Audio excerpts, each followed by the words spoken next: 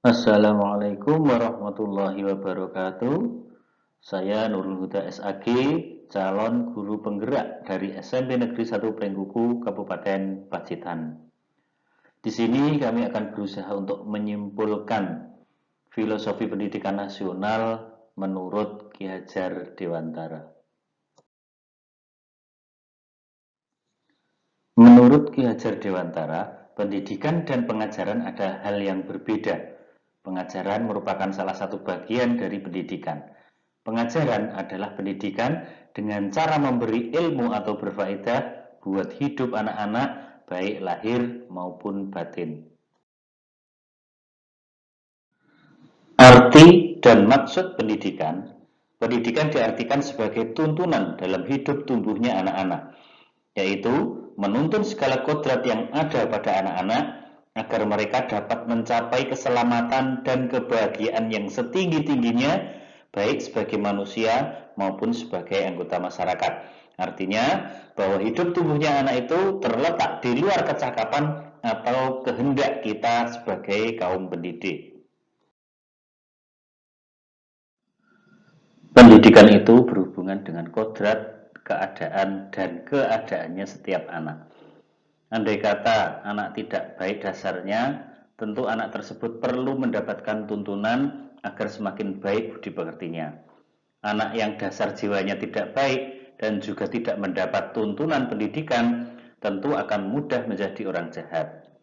Anak yang sudah baik dasarnya juga masih memerlukan tuntunan. Tidak saja dengan tuntunan itu ia akan mendapatkan kecerdasan yang lebih tinggi dan luas, akan tetapi dengan adanya tuntunan itu ia dapat terlepas dari segala macam pengaruh jahat. Dasar pendidikan anak berhubungan dengan kodrat alam dan kodrat zaman. Kodrat alam berkaitan dengan sifat dan bentuk lingkungan di mana anak berada, sedangkan kodrat zaman berkaitan dengan isi dan irama. Pendidikan anak sejatinya menuntun anak mencapai kekuatan kodratnya sesuai dengan alam dan zaman.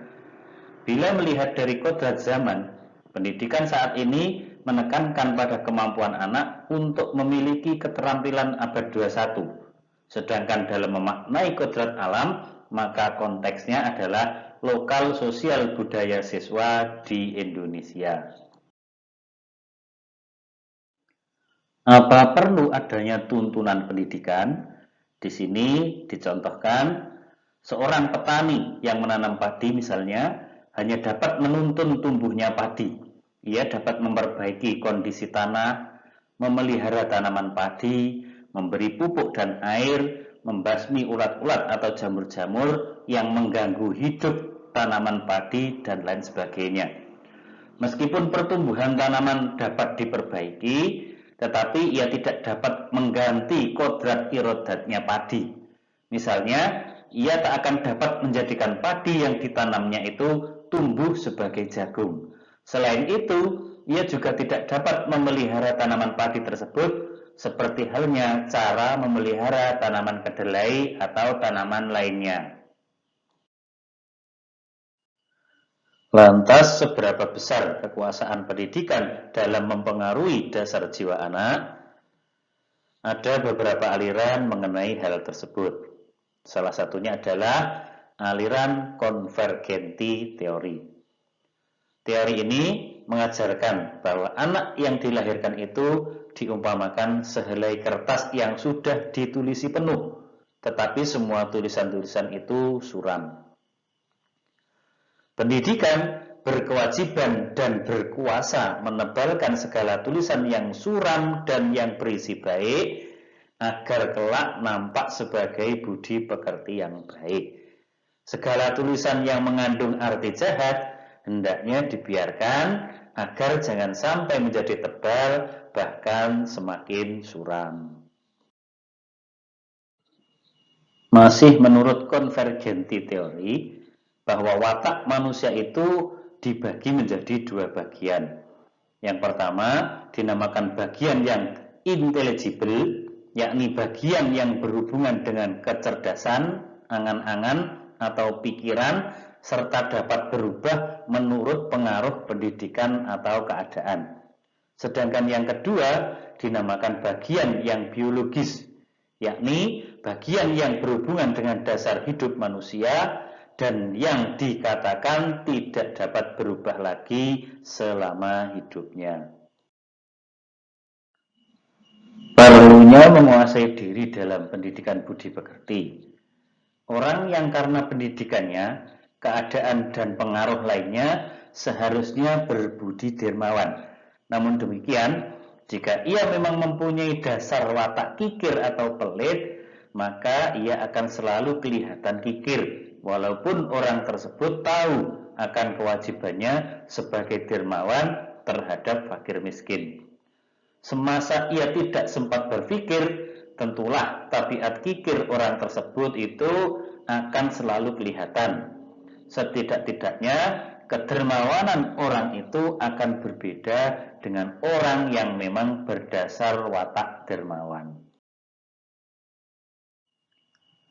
Menurut Profesor Spenger, budi pekerti dibagi menjadi 6 jenis, yakni bersandar pada hasrat orang pada 1. Kekuasaan, 2. Agama, 3. Keindahan, 4. Kegunaan atau faedah, 5. Pengetahuan atau kenyataan, dan 6. Menolong, mendermakan, atau mengabdi. Secara naluri, pendidikan yang dilakukan oleh setiap orang terhadap anak-anaknya pada umumnya hanya berdasarkan pada cara atau kebiasaan dan seringkali dipengaruhi oleh perasaan yang berganti-ganti dari si pendidik. Dengan kata lain, tidak dengan keinsafan dan tidak tetap.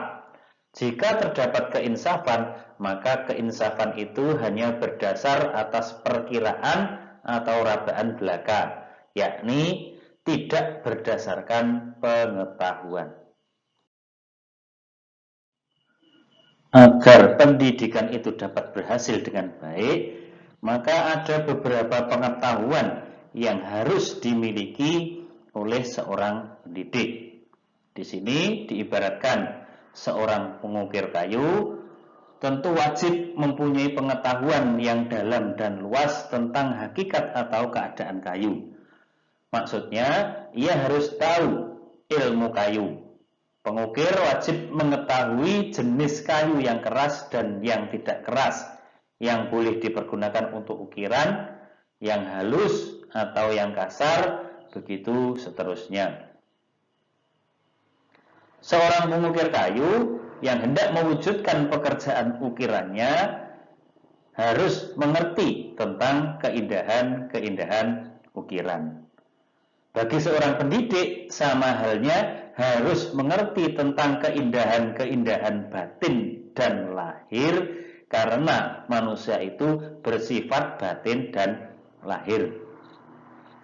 Seorang pengukir kayu dapat menghasilkan karya ukiran-ukiran yang bagus kalau ia mempunyai pengetahuan tentang beragam jenis ukiran dari pengukir-pengukir lainnya, baik zaman sekarang maupun zaman dahulu, baik di negeri sendiri atau di negeri orang lain.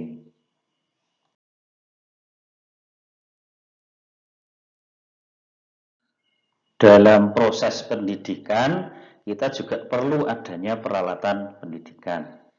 Yang dimaksud dengan peralatan adalah alat pokok, yakni cara-cara mendidik. Ada beberapa cara mendidik yang baik, diantaranya yang pertama adalah memberi contoh, yang kedua pembiasaan atau pakulinan, yang ketiga pengajaran atau ulang huruf, yang keempat perintah, paksaan, dan hukuman, yang kelima tindakan atau laku, dan yang keenam pengalaman lahir dan batin atau nglakoni lan ngrasa.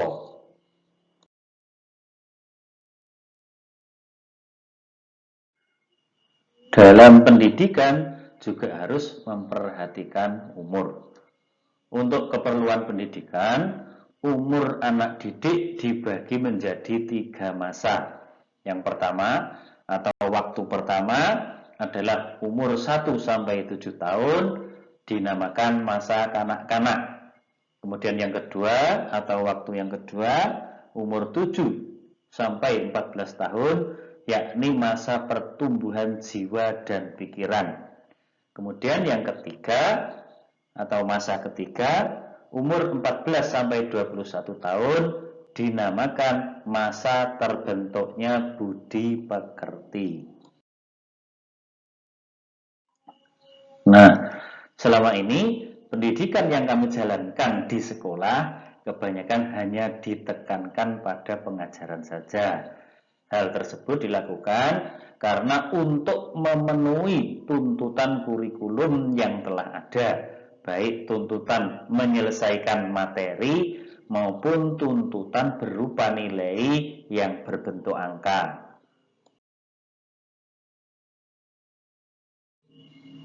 Baru setelah kami mempelajari modul ini, kami memperoleh pengetahuan bahwa pendidikan bukan hanya pengajaran dengan memberikan materi pelajaran saja, akan tetapi penanaman perilaku yang sesuai dengan sosiokultural di masyarakat, pengembangan bakat dan minat siswa, itu merupakan pendidikan yang justru harus ditekankan atau dikuatkan. Nah, ternyata pendidikan itu menuntun anak untuk berkembang sesuai dengan kodrat alam dan kodrat zaman, dan pendidikan itu juga menghamba pada anak. Jadi, selama ini di kelas kami, guru itu memasuki kelas, kemudian langsung menyampaikan materi pelajaran di depan kelas. Kemudian guru meminta anak untuk mengerjakan soal. Setelah hasil pekerjaan anak sudah terkumpul, kemudian meninggalkan kelas untuk menuju kelas yang lain. Begitu rutin setiap harinya. Setelah kami mempelajari modul ini dan menyampaikannya kepada orang lain di sekolah kami berharap pendidikan di sekolah kami ini dimulai sejak memasuki gerbang sekolah dengan membiasakan siswa untuk melaksanakan 5S, yaitu salam, senyum, sapa, sopan, dan santun. Begitu pula ketika memasuki kelas, guru harusnya membiasakan siswa untuk berdoa, menjaga kerapian dan kebersihan diri maupun menjaga kerapian dan kebersihan kelas. Guru juga harus memberi kebebasan kepada siswa untuk berpendapat. Guru juga harus meminta masukan dari siswa tentang metode atau model pembelajaran mana yang paling menyenangkan sesuai dengan tema yang akan diajarkan. Untuk mewujudkan semuanya tadi, tentu kita tidak lepas dari yang namanya trilogi pendidikan, yaitu ing ngarsa sung tulodo, ing madya mangun karso, tut uri handayani. Dan juga sesuai dengan pesan Hakim, dimulai dari diri sendiri, dimulai dari hal-hal kecil, dan dimulai dari sekarang. Terima kasih. Demikian kesimpulan dari kami. Mohon maaf apabila ada kekurangan dan kesalahan. Dan akhirnya, wassalamualaikum warahmatullahi wabarakatuh.